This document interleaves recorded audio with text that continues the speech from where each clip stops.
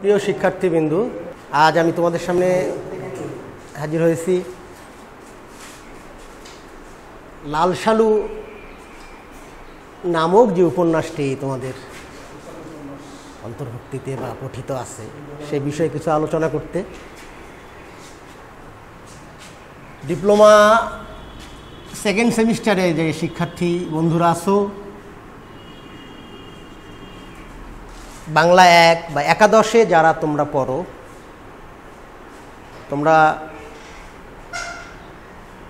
তোমাদের জন্য এই আজকের এই আমার এই চেষ্টা, আমার এই উপস্থাপন। বিগত ক্লাসেও সম্যক কিছু ধারণা দেওয়ার চেষ্টা করা হয়েছিল লাল সালু সম্পর্কিত, উপন্যাস সম্পর্কিত, এবং এই উপন্যাস যিনি লিখেছেন ঔপন্যাসিক সৈয়দ ওয়ালিউল্লাহ সম্পর্কিত। কথাটা বা শব্দটা বেশ মজার, তাই না? লাল সালু উপন্যাস খুব মজার বিষয়। তোমরা আমি তোমাদেরকে এর আগেও বলেছি যে তোমাদের এখন enough time, all of your hands. তোমরা এখন পারলে বই পড়ার কথা তোমাদেরকে বলেছি, যে শুধু এখনকার জন্য নয়, এর আগেও বলেছি যে তোমরা এখন রানিং স্টুডেন্ট, তোমাদের হাতে যথেষ্ট সময়, পারলে তোমরা বই পড়বে। যত বেশি বই পড়বে তত বেশি তোমাদের জ্ঞান এবং জানা থাকবে। পরবর্তীতে পরে সময় সুযোগের হয়তো সমস্যায় পড়ে যাবে। যারা পড়েছো এই উপন্যাসটি লাল সালু, কিংবা উপন্যাস যারা পড়ো, যাদের এই ধরনের নেশা বা অভ্যাস আছে বা ভালো লাগে, তোমরা জানো উপন্যাস খুব মজার বিষয়, মজার জিনিস। আমরা আগে প্রথমে উপন্যাস সম্পর্কে দু একটি আলোচনা করে নিই, যেহেতু আমাদের বিষয়টি উপন্যাসের। এটার সঙ্গে একটা সম্পর্ক আছে, বলা যায় অনেকটা, উপস্থাপন। তোমরা তো নিজেও দেখো যে উপস্থাপন করে আমি যেমন তোমাদের সামনে উপস্থাপন করছি, ওয়ান কাইন্ড অফ প্রডিউস করা। যিনি উপন্যাসিক তিনি কিছু উপস্থাপন করেন একটা প্লট বোঝো তো, একটা আকারে, ধরে না একটা যদি একটা প্লট, এরই মাঝে উপন্যাসিক কিছু উপস্থাপন করবেন। ধরে নিলাম, তোমাদের বোঝাদের স্বার্থে বললাম, উপন্যাসের সঙ্গে উপস্থাপন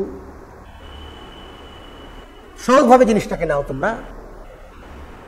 এ বিষয়ে কঠিনভাবে নেয়ার বা ভয় পাওয়ার কিছুই নেই। অনেকের কাছে মনে হয় বিষয়টি খুবই সহজ, যেহেতু এটি উপস্থাপনের সঙ্গে সম্পর্ক। উনি কি উপস্থাপন করেন,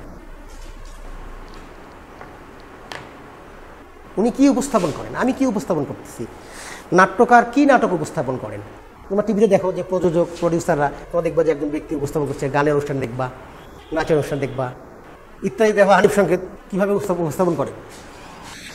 এই যে উপন্যাসে উপস্থাপন করেন কিছু একটা উপন্যাস, কি করেন? কিছু চরিত্র, এটা একটা ফ্যাক্টর, কিন্তু বুঝছো, এটা বিরাট ফ্যাক্টর, এটা ইম্পর্টেন্ট ফ্যাক্টর। ক্যারেক্টার তোমরা তো ভালো করে জানো, যেটা যে চরিত্র কিছু সৃষ্টি করা, কিছু উপস্থাপন করা, যে এই লোকটার ক্যারেক্টার এরকম, এই জাতীয় ক্যারেক্টার বা এই টাইপ অফ ক্যারেক্টার যেটাকে বলি আমরা চরিত্র। কিছু ঘটনা কিংবা কাহিনী বলি।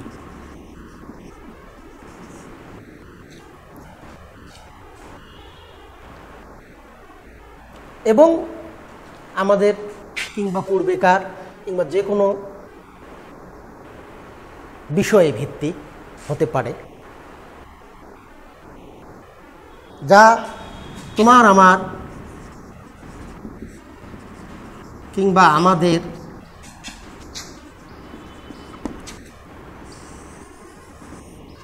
জীবনকে ঘিরে।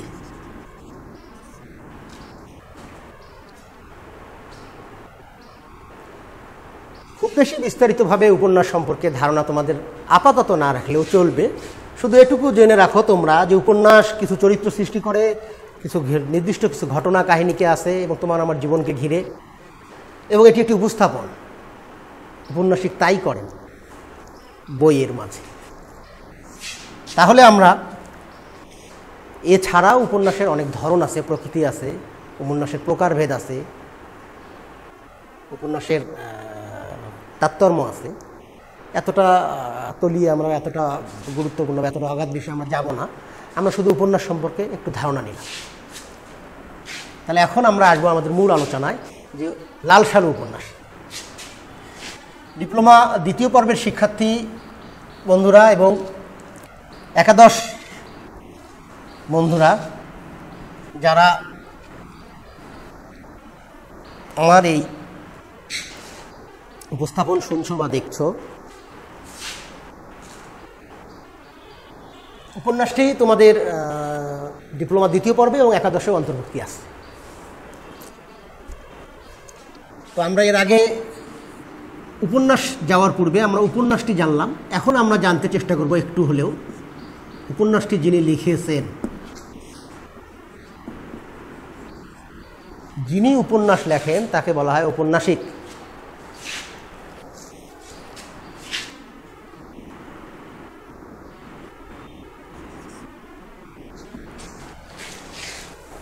তোমরা দেখতে পাচ্ছ যে সৈয়দ ওয়ালিউল্লাহ, ইনি লাল সালু উপন্যাসের রচয়িতা।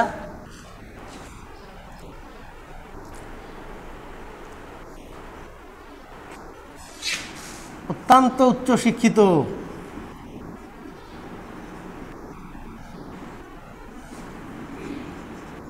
আধুনিক শিক্ষায়, তাও আবার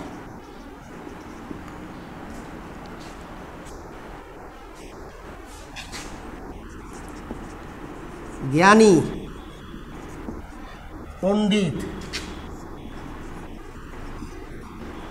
দার্শনিক এবং রাষ্ট্রদূত।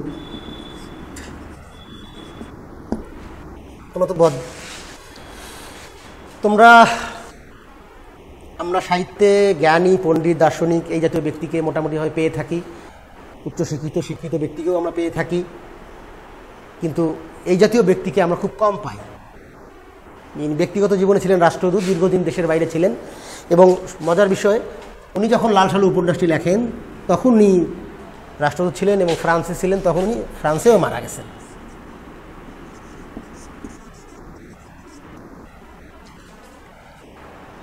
এই বিষয়টি তোমাদের সামনে আনার কারণটি হচ্ছে, যে ব্যক্তিটি এরকম তাহলে বোঝা উচিত তার লেখা কীরকম হওয়া। সৈয়দ ওয়ালিউল্লাহ ব্যক্তিগতভাবে খুব বেশি লেখা লেখেননি, কিন্তু যা লিখেছেন তা অন্যতম উল্লেখযোগ্য। লাল সালু তার একটি অন্যতম উপন্যাস। চাঁদের অমাবস্যা, কাদো নদী কাদো, এছাড়াও উনি 2-4টি নাটক লিখেছেন। তোমরা নাটকগুলো এবং তার উপন্যাসগুলোর নাম মনে রাখতে চেষ্টা করবে, এটি বিশেষ প্রয়োজন। এবং এক একটি উপন্যাসের, এক একটি নাটকের আলাদা আলাদা বৈশিষ্ট্য, আলাদা আলাদা উপস্থাপন, আলাদা আলাদা প্লটকে উনি দেখিয়েছেন, চেষ্টা করেছেন। আমরা চেষ্টা করব লাল সালু উপস্থাপন করতে।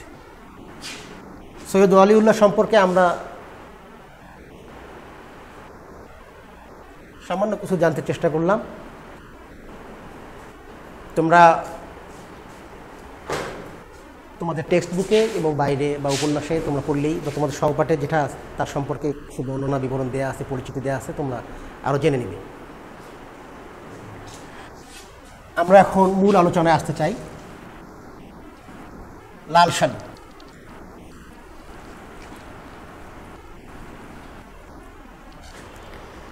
লাল সালু বুঝতে পারতেছো তো? বোঝা যায় বিষয়টি কি,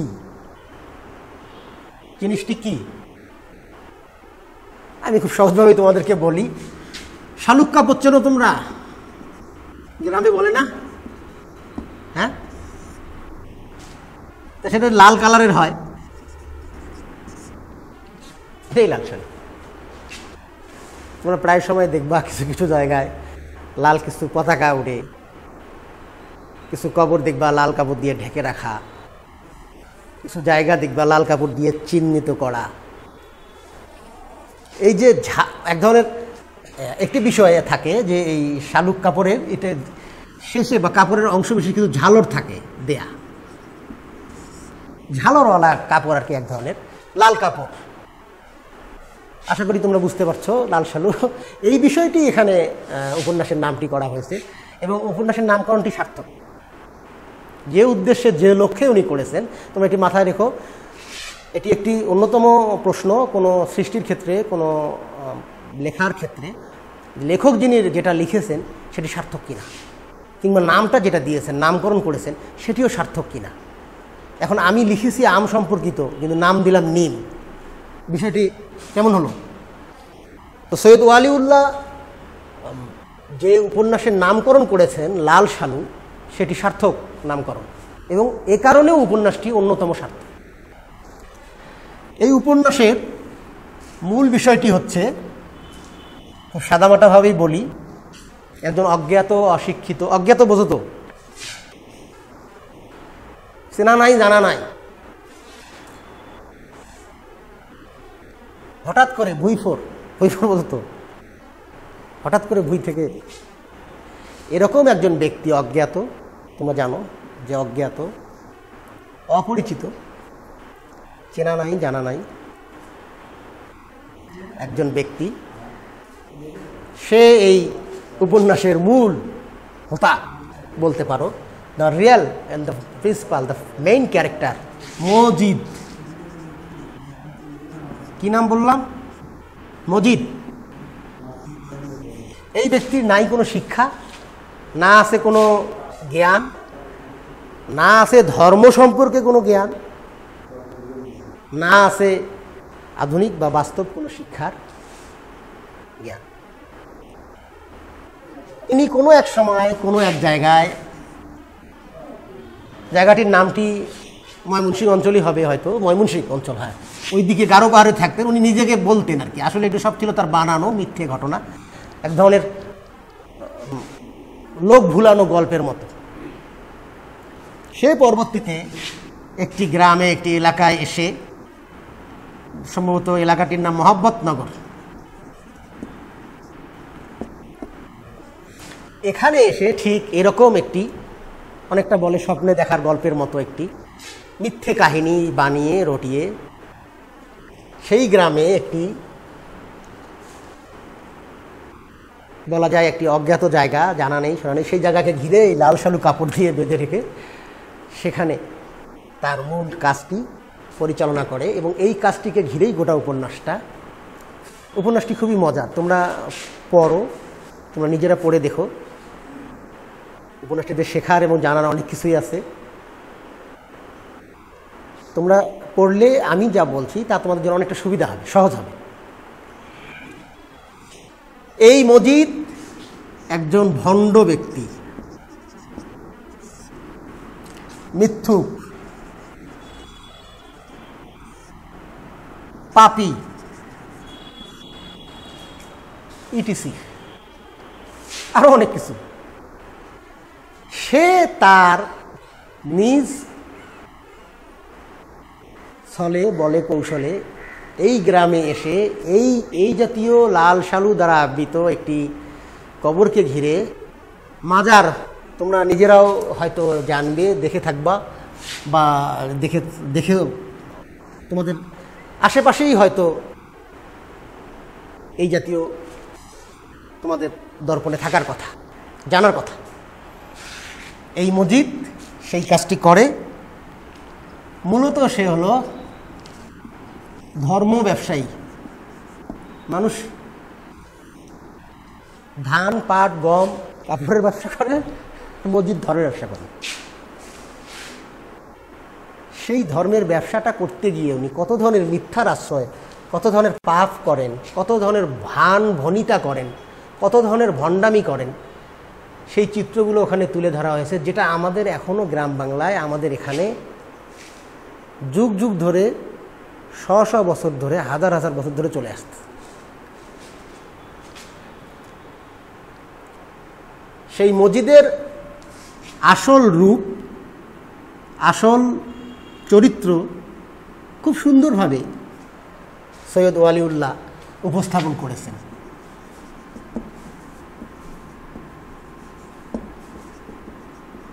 আমি নামটা লিখেছিলাম এর আগে, আবার কেটে দিলাম, এটা নামটা থাকা দরকার, তোমাদের এটা মনে থাকা উচিত, সৈয়দ ওয়ালিউল্লাহ। আমরা এই উপন্যাসটির মূল চরিত্র মজিদ, এই মজিদকে ঘিরে আশেপাশে আমরা আরও কিছু চরিত্র পাবো, কিছু সহচরিত্র পাবো, যে চরিত্রগুলো তাকে ধরে, মূলতই তাকে কেন্দ্র করেই এখানে আমরা আরও কিছু চরিত্রের নাম লিখতে পারি। রহিমা, জামিলা,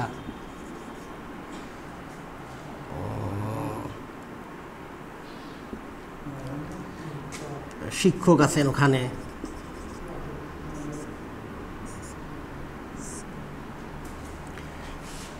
উপন্যাস কিংবা নাটকের একটি অন্যতম বৈশিষ্ট্য হচ্ছে চমৎকার এবং নিত্য বা নতুন কোনো ধরনের বিষয়কে তুলে ধরা, ফুটে তোলা, এবং কিছু উক্তি, কিছু সংলাপ উপন্যাস বা নাটককে সবচেয়ে বেশি সমৃদ্ধশালী করে। তোমরা এই উপন্যাসটি পড়লে উল্লেখযোগ্য গোটা পৃথিবীর কিংবা বাংলাদেশের বা কিংবা আমাদের সমাজের কিছু উল্লেখযোগ্য উক্তি তোমরা জানতে পারবে। সৈয়দ ওয়ালিউল্লাহ একমাত্র ব্যক্তি যিনি বলেছেন যে শস্যের চেয়ে টুপি বেশি।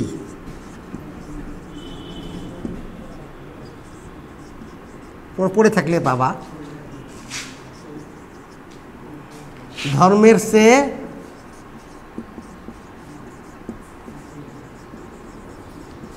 আগাছা বেশি। আমরা দু চারটি কথাকে আলোচনা করলেও আমরা বুঝতে পারবো যে এই উপন্যাসটির মূল ঘটনাটা আসলে কি, বিষয়টা কি বোঝাতে চেয়েছেন উনি, কি জানাতে চেয়েছেন, সংক্ষেপে উনি কি জানতে আমাদেরকে কি মেসেজটুকু দিয়েছেন, যে দেশে যে সমাজে শস্যের চেয়ে টুপি বেশি, ধর্মের চেয়ে আগাছা বেশি। আমরা প্রায় সময় বলি ধর্মের কল বাতাসে নড়ে। আমার মনে হয় তোমরা ভাব সম্প্রসারণও হয়তো পড়ে থাকলে পড়তে পারো, বা বিষয়টি শুনেও থাকতে পারো। তো এই যে ভিত্তিহীন মিথ্যার উপর, পাপের উপর যে ব্যক্তি ধর্ম সম্পর্কে তেমন কোনো জ্ঞান, তেমন কোনো সঠিক দীক্ষা না জানা সত্ত্বেও যে ধর্মের ব্যবসা করে আসছে, যেটা আমাদের সমাজে শিক্ষার অভাব,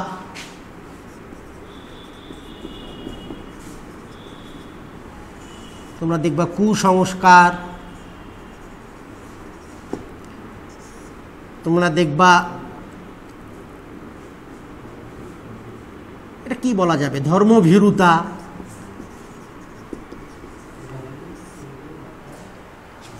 বিভিন্ন অন্ধকার দিক আমাদের সমাজে। তোমরা এই উপন্যাস পড়লেই বুঝতে পারবা অসুস্থ বাচ্চা, সে যে নিজেই কিছু জানে না, মজিদ তার কাছে।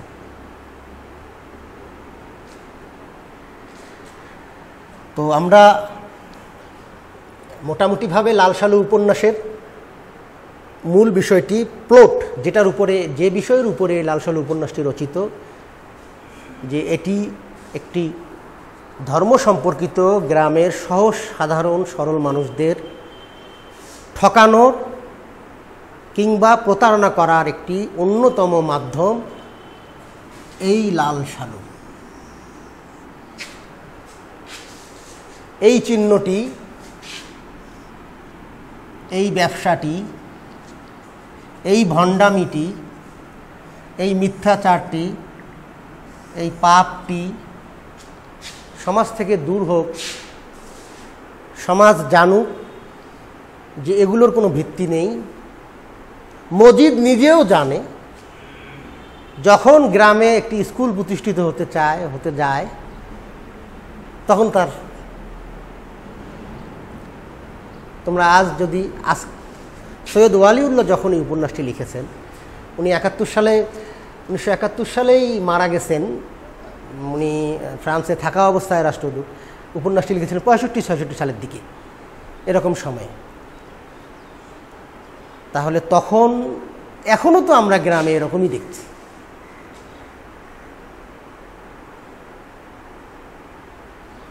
ধর্ম সম্পর্কিত এই মিথ্যাচার, ধর্ম সম্পর্কে, ধর্মকে নিয়ে এই ভণ্ডামি, এই ব্যবসা, এরই যে প্রতীক, এরই যে চিহ্ন, এরই যে শিক্ষা আমাদের হওয়া উচিত। সৈয়দ ওয়ালিউল্লাহ তাই চেষ্টা করেছেন লাল সালু উপন্যাসে। তোমরা মওদুদের চরিত্রটি যদি তোমরা উপন্যাসটি পড়ো, তোমরা নিজেরাই হাসবে। তোমরা দেখবে সে সেখানে কেমন করে একটা মহিলাকে দেখেন, কি তার চরিত্র, একটা চরিত্রহীন ব্যক্তি। সে কিভাবে অন্যের সম্পত্তির দিকে লোভ দেন, সে কিভাবে নামাজ কালাম এই ধর্মকে নিয়ে ব্যবসা করেন, তোমাদের কাছে স্পষ্ট হবে। তোমাদের জানার এবং মজার সুবিধার্থে হচ্ছে এই যে মজিদ একটি চরিত্র হিসেবে, মজিদ বলা যায় বাংলা সাহিত্যে, বলা যায় এই বাংলায় একটি উল্লেখযোগ্য, একটি সর্বশ্রেষ্ঠ চরিত্র। যে এই চরিত্রটি সৃষ্টি করেছেন তিনিই ওয়ালিউল্লাহ। আজ এই পর্যন্ত, ধন্যবাদ।